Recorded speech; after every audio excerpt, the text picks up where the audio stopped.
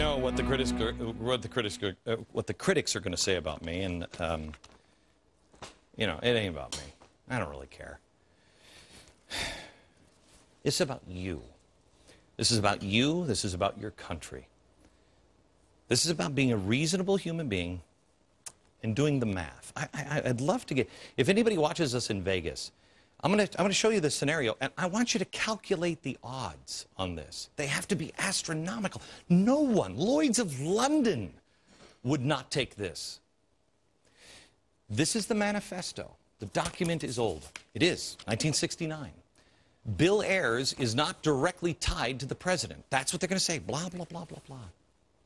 Does the president have this manifesto downloaded on his BlackBerry? I don't know. I don't think he does, but does it even matter? The actions matter. I don't think anybody's poring over this. They have it all in here.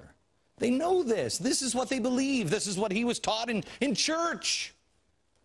This is what all the people around him believe.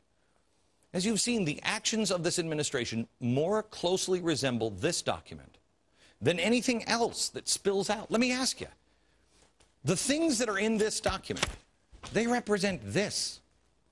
The things that this president has done that we've shown you over the last few days, the last 3 days, are they restoring the free market? Are they restoring the freedom to succeed and fail? Are they restoring personal responsibility and individual liberty? Are they?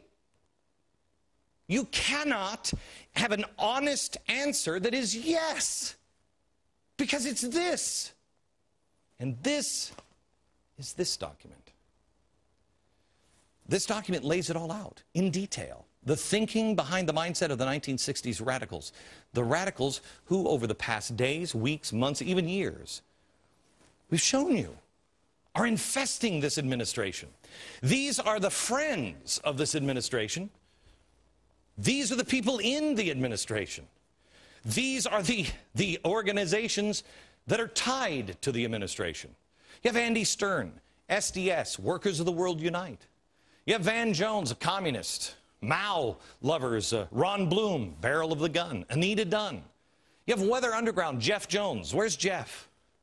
Here's Jeff. He worked with the Apollo Alliance. What does the Apollo Alliance do? The Apollo Alliance worked on the stimulus package. He's now in the government of New York advising them on how to spend it. Hugo Chavez praising Mark Lloyd at the FCC. They all think the same way. How is that? What are the odds? That they all think that America is the bad guy, the imperialist, that capitalism is over. They all believe in redistribution of wealth, and yet he's surprised. The groups this administration works closely with, ACORN, SEIU, Apollo Alliance, Green for All, Free Press, they all believe in the same things. Next week, I'm taking some of these, because this is just the beginning. Next week, I'm going to show you something that will completely melt your mind. I will show you the people, all the people that surround this president and the people that are close associates and the radical views that they have, along with the radical groups they associate with. Now, let me ask you this. Do you know one person that was a member of SDS or is a member of SDS today? Do you know one person who is a admitted militant communist that called recently for the overthrow of the United States? Do you know one? Do you know one person that wants to dismantle the free market brick by brick? Do you know anybody, one, that was part of a non-repentant group of terrorists who blew up the Pentagon and routinely bombed and shot up police? Do you know one person that hates the Constitution? One that disagrees with the Declaration of Independence? One. Do you know one? He knows all of them.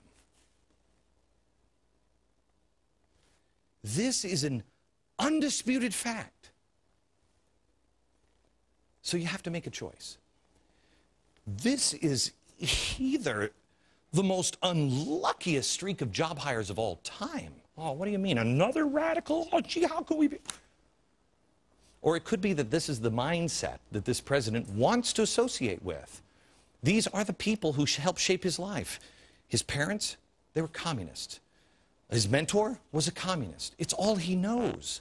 He's simply surrounding himself with like-minded individuals. Let me ask you this. Let me ask you the two questions. Did you read Dreams of My Father? Has anybody in the press asked this one question? What was the dream of his father? Why did his father leave him? To pursue Marxism and communism in Kenya. What was the dream of his father? Now you surround yourself. He surrounds himself with Marxists, and they deny it and say, oh, it's... But I don't buy that. Let's go with Ronald Reagan. If Ronald Reagan, and he did, if he did the same thing, he brought in small government policy people from the Heritage Foundation, and he surrounded himself with the Heritage Foundation, would anybody believe that, oh no, that's just...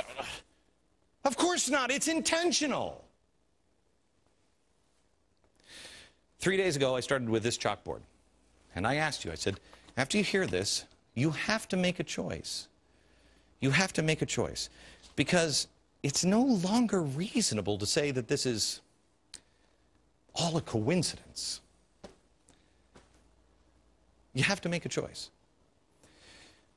What you're seeing, is it the intentional destruction of the free market system into redistribution of wealth, into globalism, into big government and Marxism, into class and race warfare? Is it intentional? Fundamental transformation of America? Or is it this, but boy, they just keep getting it wrong?